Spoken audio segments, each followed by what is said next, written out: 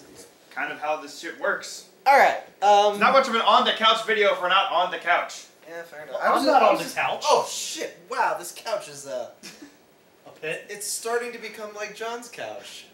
Except not as filthy. And the dome isn't on the couch either. But that's blasphemy. No one cares about that. Okay, so, long time, haven't done it on the couch in forever. Yeah. The last one we did was the Rock movie and the Frog movie with you. Yeah, we've done a few Indy cars since then. We have done a few we haven't Indy done cars. a couch in a long time. And remember what I my last should couch warn video you was. that that couch video where you're on like the ottoman part and your feet are out. It's Yeah, got, your little foot fetish followers. I've it's- seen that. I don't know why. I've got like 3 videos that have ended up on foot fetish playlists. I didn't mean to do that. Okay. That's not a great way to transition into one of the best animated movies ever made. So yeah, in celebration of its anniversary, I don't remember if it's the 20th or the 21st. And also the fact that these two have never seen it. No, Yeah. wait, 20th, because it came out in 97, right? Yeah. Something like that. Yeah, no, I've owned this movie for almost 5 years, and this is the first time I'm fucking watching it. I have heard, you know, everybody on the planet singing its praises, never really cared enough to watch it. I've seen it before. It's not my favorite Ghibli movie because I have weird taste, but it's really good. Porco Like- Roscoe! I can recognize that it's good. I'm not like, you know, singing its praises from the mountaintop or anything. But it is a good movie. You better be singing. I liked it a lot. You better be singing the animation praises. That's the biggest thing, is the animation is, you know, extremely good. When it comes to anime, I tend to just fall in and out of it because, you know, I mean, obviously I grew up watching Dragon Ball Z. I hate Attack on Titan. Well, see, I missed the Japan craze. The only thing from the Japan craze that I got was their RPGs. And Pokemon. RPGs. Pokemon's an RPG. Yeah. Not a very deep one. It's more of a collector, but it's an RPG. But yeah, so like, So- I loved Dragon Ball Z. I loved Sailor Moon. Pokemon, Digimon when it very first came out before Yeah. they became stupid. Watch. I mean, I still play the games, obviously. Yu-Gi-Oh! Attack on Titan, hated it. The second part of Naruto, cannot stand it. See, You know, it's Bleach. Okay, at first, but Yeah. like with anime, like I thought Sword Art Online was great when it came out. The second time watching it, it wasn't that good. It like it was like a spectacle kind of thing. right. Assassination Classroom, love that, but that's mostly comedy. It's Monster just all Musume. Master Musume is another comedy one. See, I love comedy. That's the quickest way to get me to watch something. Say it's a comedy. Yeah, so... I mean, one of my all-time favorite movies is Shaun of the Dead. Oh, man.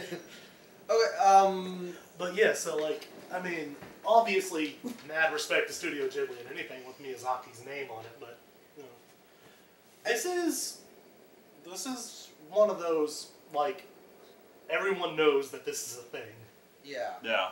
or anyone who knows anything about anime. or Yeah. animation. No, this and Akira are probably the only things to escape the anime bubble and reach a wider movie-going audience. Yeah. I mean, for its 20th anniversary, they're playing this in theaters across the nation right Yeah. Yeah. now. Because like everyone knows who this is. Yeah. Look out, Bitsy.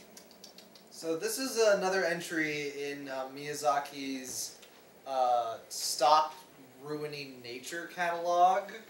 He's got quite a few of those. Yeah. Yeah, he's I think like the biggest lesson in this though is like for as greedy as humans are, the gods themselves are not flawless. The gods were pretty goddamn stubborn, refusing to acknowledge and accept the fact that their time is over or their time is coming to an end and they need to make room for the future of the world. Or they could cooperate. Which they did not do. The movie goes to great... Keith David is in this movie. The movie goes to great and I think worthy lengths to establish that Irontown, the town most in conflict with the spirits, is full of good people. Yeah. Like, even the lady who understands that she's at war with the gods, she takes care of lepers in her personal, like, cabin. And has saved all the women in the town from The life in brothels. Yeah. So humans are good, but they're doing bad things, and Right. gods are worthy of respect, but they're not infallible. Yeah, I think it's a pretty good summary. Yeah, I can't remember the other one. There's always a I'm gonna look it very up. consistent guest at Ichiban Con, Charles Dunbar. Love him. Like, seriously, look up his stuff. He spent his entire college life looking into mythology. His favorite's Norse, but he delves pretty heavily into the Japanese things, and he's always a consistent guest at conventions. Really knows what he's talking about. I'm always buying his books, and I love talking to him.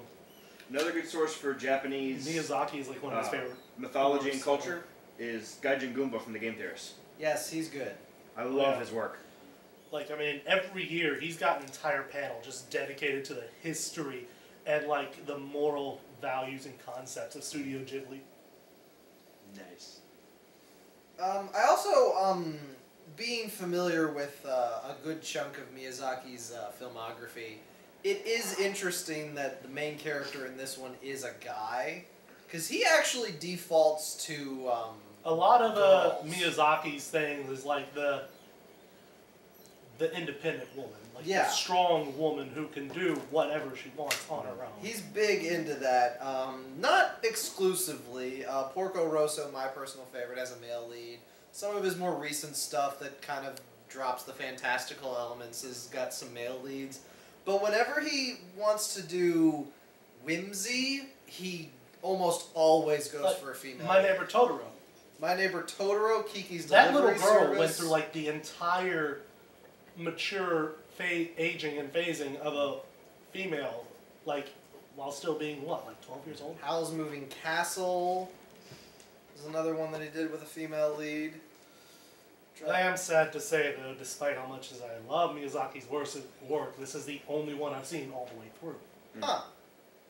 I never had the chance to watch any of them. It pisses me off. Same What's for the me. name I've of just the not other seen one? any of Well, those. you're less of a fan of anime than I am. Yes. God, where? Oh, come on! It's one of his first ones. What the hell's the name of it? I can't find it. Actually, now that I think about it, the last time all three of us were together was when we were all watching Avatar. Like when it was just the three of us. Not Tales from Earthsea. Not from Up on Pop. Because every other time we've hung out since then, back at the old place, Yeah. we've always had other people there. Yeah, that's a fair point. Huh. Oh, right. I've only bought all of Avatar, though. I mean, I'm still missing Legend of Korra, but I can't find it I've got because my own copy now. Yeah, I'm not gonna be able to find I it. can't find the name when I search Studio Ghibli because the first Ghibli movies are Lupin and the Castle of Cagliostro, which Studio Ghibli didn't even exist then, but that was like one of the first ones that his team got together, and then another one whose name is escaping me and it's driving me crazy because basically it was his magnum opus at the time, and it's got the same themes as this movie. But that was, again, it wasn't Studio Ghibli, but that was basically if the Beatles had been a garage band before they got picked up. That's interesting. And then he started Studio Ghibli, and Princess Mononoke is basically that movie I can't remember the name of, 2.0. Because we say that this movie is critical of the gods, that other one was not. The other one is very much in the vein of Ferngully. How dare you, anti-nature! No, nature good! Power Rangers Wild Force. You know, if it wasn't for the fact that Robin Williams and Tim Curry was in it, I don't think Ferngully would have been all that great. It wasn't that great. It wasn't great at all. I think you mean But Tim memorable. Curry and Robin Williams were in the same movie. No one would talk about it if not for those guys. Yeah. I mean, have they ever been in the same movie before other than that? Probably. I don't think they've ever worked together other than that. I believe they have. I mean, I'm sure you can find something. They were very prolific. yeah.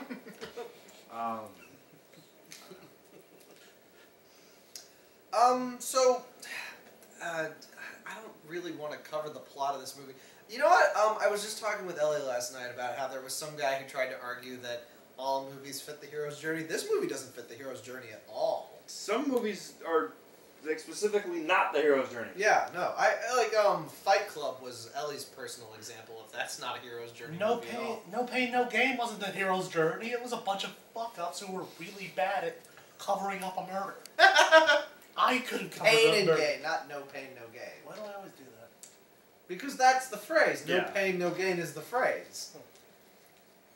Pain and I gain. could have covered. I could have gotten away with that murder better than they could have. They didn't even manage to kill him. That's still like my favorite part of that stupid movie when The Rock is on the grill grilling those fingers they chopped up, and it just stops for subtitles to say, "Yes, this is still based on a true story." It's like, we are not making this up. We Yes. realize you might have forgotten that after all the crazy shit that... Anyway, Princess Mononoke. It's just. I'd say the turning point I mean- for this movie actually is when he first fires an arrow and takes a guy's head off. Yeah. Like, with an arrow. I mean, like, well, actually, I think the first shot you saw him Took off, like, both arms yeah, of a dude. take a dude's arms off. By hitting the handle of his But he sword. didn't handle his sword. Like, both of his arms in one shot. Yeah. And then the decapitation is right behind that, and right before that, you see someone get their arm chopped off and then stabbed by a samurai dude. So It's when you realize you are not watching a kid's movie. yeah,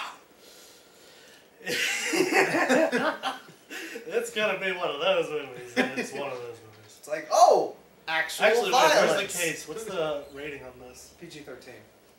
Alright. 14A, Canadian home video. Okay. Thanks, Canada. So yeah, it's rated 14A in Canada. So PG-13. Yeah. How the hell did you find a Canadian DVD of this? I bought it at Ichiban 5 years ago. That'd do it. Yeah. I wonder. Yeah, it was the last copy they had too. I wonder who they're releasing under now, because Miramax doesn't exist anymore. Oh, Princess Mononoke has an exclusive deal to release all their movies in the United States through Disney. Ah, okay. Well, that explains it. They've had that for a while. I still don't like Okay. Disney. I still don't trust them. Yeah, I gave up that fight. I do think it's interesting that it's called Princess Mononoke, and she's actually just kind of a side character. Yeah. She's not even a princess. Well, early on, I was like, okay, is this going to be one of those where the title is completely unrelated to the movie? Apparently. I mean, what would you have called it? Mononoke is supposed to mean something, but I can't remember what. Like, Spirited Away, I get. Spirited Away is a phrase that has a... Right. They're taken away from the things they know to a fantastical place. Right. That's the movie. I get it. Or in that girl's case, a fantastical, super creepy place. Oh my god, this movie does do that little oscillation between creepy and adorable with the little head shaky guys. Yeah, the little... Oh, they reminded Forest us spirits. so much of the little coconut people from Moana.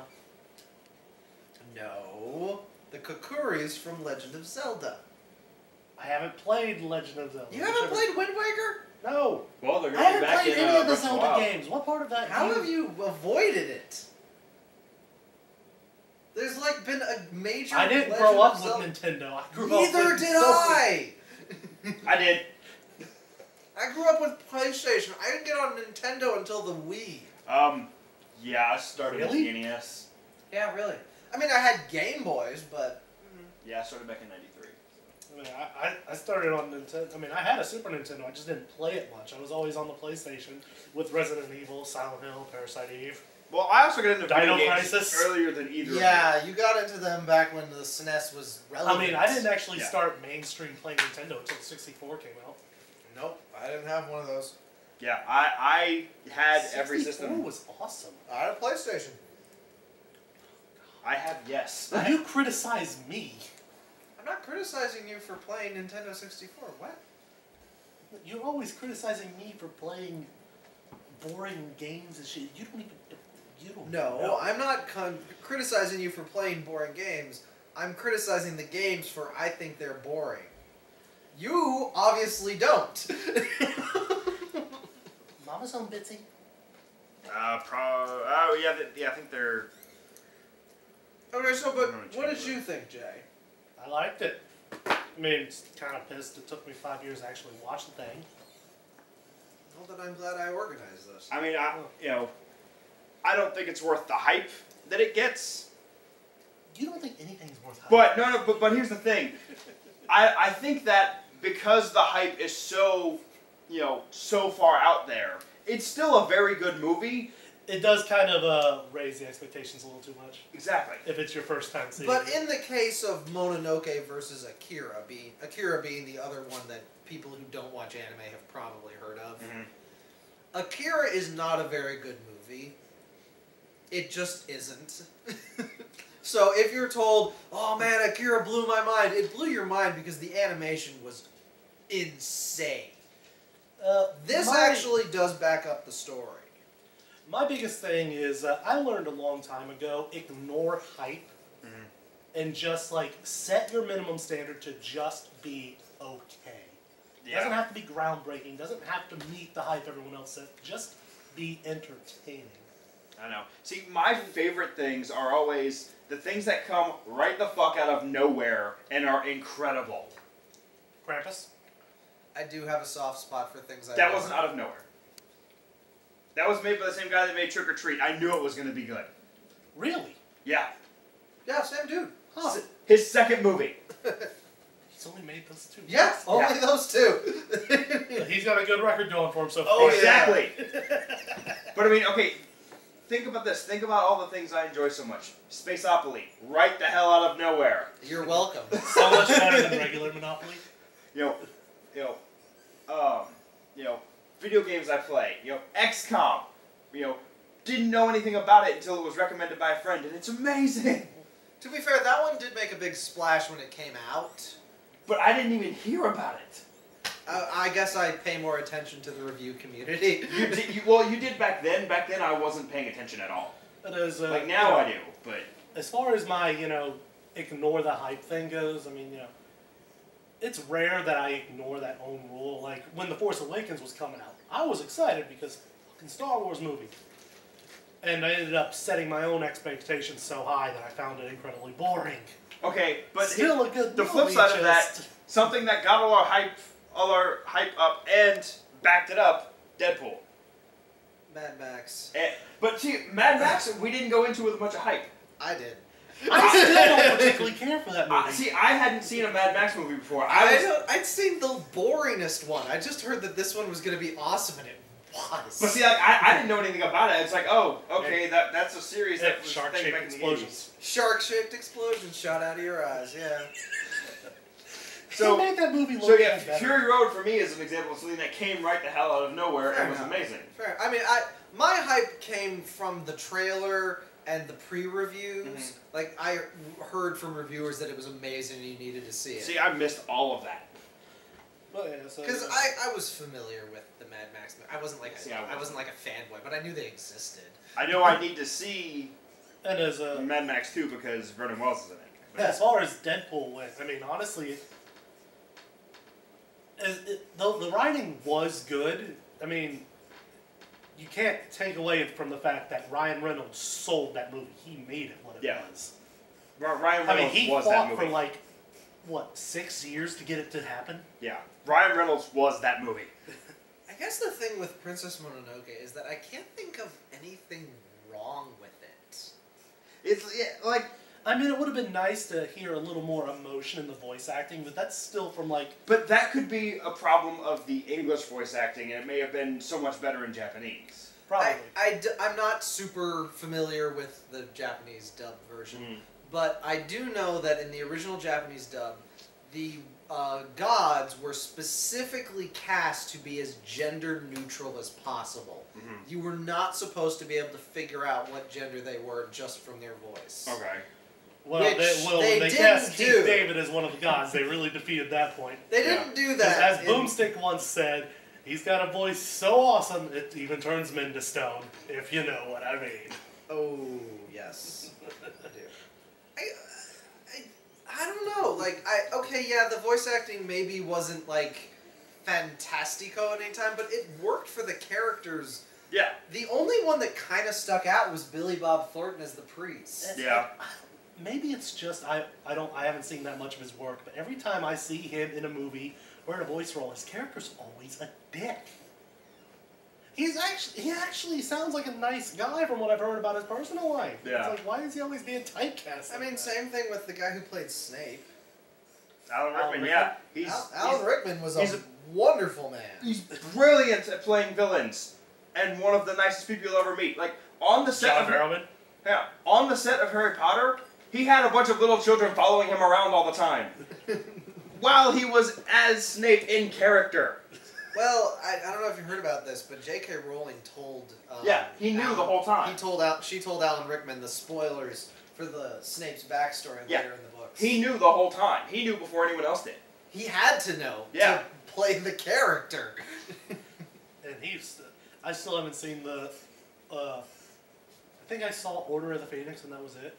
I still haven't seen the other ones. 2-6. You guys should see the Deathly Hallows ones because they are actually, they're actually pretty good. Once they stabilized the director, the movies got better. Stabilized? Yeah, where they had the same director for more than one movie. Because it was Christopher Columbus for the first two, whoever the hell it was for the third one, whoever the friggin' hippie was for the fourth one, and then 5 through 8 were all the same guy. I can see how that would help, yeah. Yeah. Because that way, it feels like it's a consistent thing and not just... Oh, look, everyone's got long hair for no reason. God, the movie was bad. But yeah, The fourth Alan one? Rickman, Yeah. great guy. I miss him. watched it. I got done with those movies. I mean, it's not to say, there's plenty of proof, there's many a proof that good, awesome people can excel at playing villains. I mean, Yes. Alan Rickman, John Barrowman, Yeah, but John Barrowman excels at doing anything.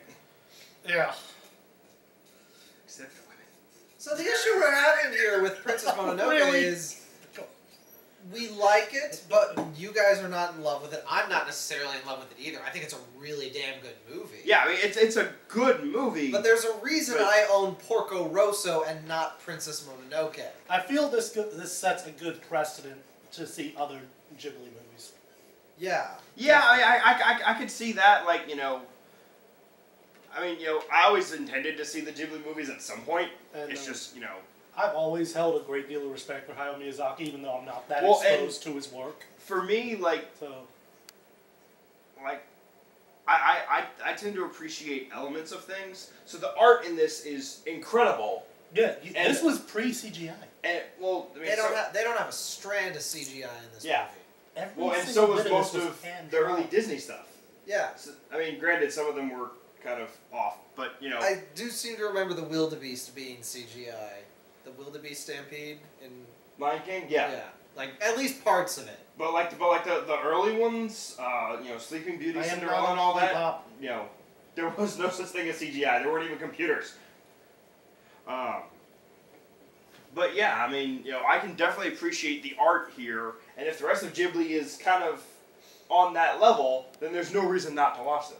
I guess, I think I'm going to either go with Totoro or Spirited Away for the next one I watch. I would recommend Spirited Away. Totoro is an odd movie that I'm glad exists because it's... there's actually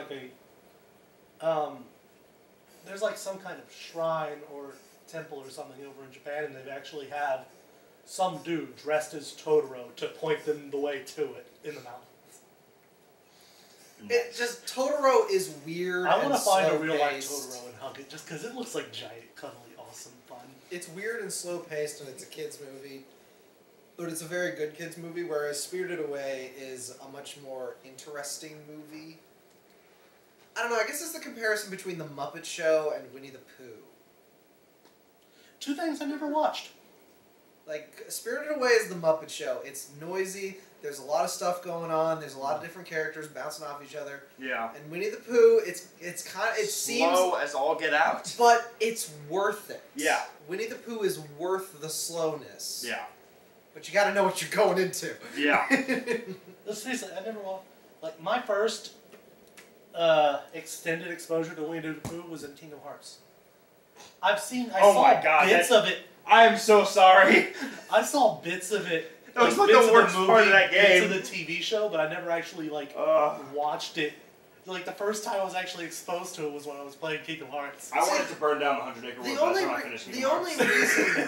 The only reason that part of the game is so bad is because they actually do Winnie the Pooh right, and that's thoroughly incompatible with the combat system you've been using the entire fucking game. Well, not only that, but they made the little mini game stupid difficult. Okay, that too, but it does not fit. It doesn't fit. This does not compute. I mean, the ability of combining a myriad of disparate Disney movies and Final Fantasy stupid character designs and writing. It was astounding how well that all held together. It really is an idea that is dumb as hell on paper, but it works. I haven't played anything after the first one, but it worked in the first one. I only played the first two. I didn't care to go any further than that. I enjoy them. I liked the way the second one ended. I didn't want to go any further on the chance that they started ruining shit. Which they immediately started doing with spin-offs. Don't even pretend that you're not getting sick of that and you just want them to end. Here's the thing. Like, I like that in that. I wouldn't say they ruined it. They just bloated it. I like that Incredibles meme. You know, it's like, what are you doing, kid? Waiting on Kingdom Hearts 3? Me too, kid. But then again, I just always have fun with that particular one. Because we got some fraction days. We got 2.5. We got 2.8. It's 358 days over 2. That doesn't even make fucking sense. Which written is 358/2 days. Which also bothers me because 358 divided by 2 is 179. Yeah. Just write it out. Why are you leaving it as an improper fraction, you fucks? Because piss off people like you. Well, because it actually is that number of days. It's just the 2 is like 2 characters. And then there are all the others. Then there's now, 2.5. Dream Drop Distance. Dream Drop Distance was a... They kind of I hadn't even heard of that. They phoned that one in to have a 3D title. Kingdom Hearts 2.8. Okay, I will give you... I will give you 2.8 and 0.2. I'll give you those. 0.2? Yeah. Okay, so we have 3 now, right? That's how that goes. I will give you the stupid naming range on those 2. No, they cannot give us 2.8 and 0.2 and not give us 3. That is not how that works. Kingdom Hearts 3 is coming out this year. They're working it's on fucking better. But, See, Square Enix actually knows how to count to 3. You see, we've gotten off topic here, but Disney works with the English releases of Ghibli. We're off topic We're because on topic. There's not much to say. Without fucking going through see the the plot movie. and doing Yeah. spoilers. I mean, just it's a good movie. I liked the human characters in Irontown. I mean, it's easy to get a hold of. It's going to be expensive because this is a fucking popular movie. Yeah. I like the characters in Irontown. The humans are all very fun in Irontown. It's very reminiscent of Avatar. Kind of. Oh, you mean the show? Yeah. Yes. Okay, that's actually a good comparison. Avatar: The Last Airbender is actually a good comparison. Earth, fire, wind, water, heart. The creepy ass designs on the gods. Like you first see those monkeys and they're just like, Yeah. Stay over there, far away, where we can barely see. The forest spirit has got this disturbing look on its face all the time. And that smile it cracked right there at the end. Just like, no, don't look at me like that. No. We almost forgot about Yakub. Oh, yeah. Yeah, cool. Greatest character. The Red Elk. The Red Elk steed for our main character, who was awesome. Yakul is the best character. Yakul is very much like Arno from Shadow of the Colossus. Very loyal, best horse ever, you love it. Also very much like Appa. Very much like, yeah. Only can't fly and doesn't... This movie was screaming Avatar to me the whole time. I think Avatar may have been a little inspired by this. Just a little. Just a smidge. Two main differences between Yakul and Appa. Appa can fly and Yakul doesn't bitch slap people. Also, Yakul doesn't get PTSD. Yeah. Oh my god. That whole segment of episodes on Feels. The feels. Speak for yourself, mammal. You are a mammal. Are you sure about that?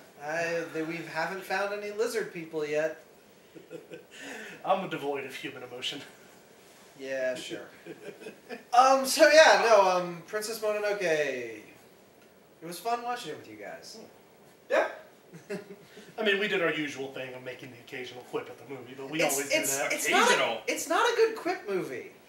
No. A lot of the time, it just wants you to sit and enjoy the slowness of it. Maybe that's why I started falling asleep, because there wasn't a whole lot to comment on. Yeah, maybe. It does drag... Well, it also doesn't help that you're spread out on the couch with 2 blankets covering you. Yeah, it does drag a little in the middle when you have no idea where they're going to go in the third act. And then in the third act, they make it clear where they're going, and they go there, and it's good. But oh, and the wolf head that eats the lady's arm off. Yeah, the wolf god gets its head cut off, and then waits, and waits, and right where the evil lady lets her guard down, the head just slithers over to her, jumps, and takes her fucking arm off. Yeah. Good times. Good times, good times. Okay. When are we gonna stop pissing off the gods? It's clearly not working. So I think we're good on this video. Watch the damn movie. You shouldn't have needed to watch this video to know to watch it. Yeah. We're just Please someone comment saying I'm not the only one who hasn't seen it until now. Well, I hadn't. Well, you watch it less anime than I do. You don't count.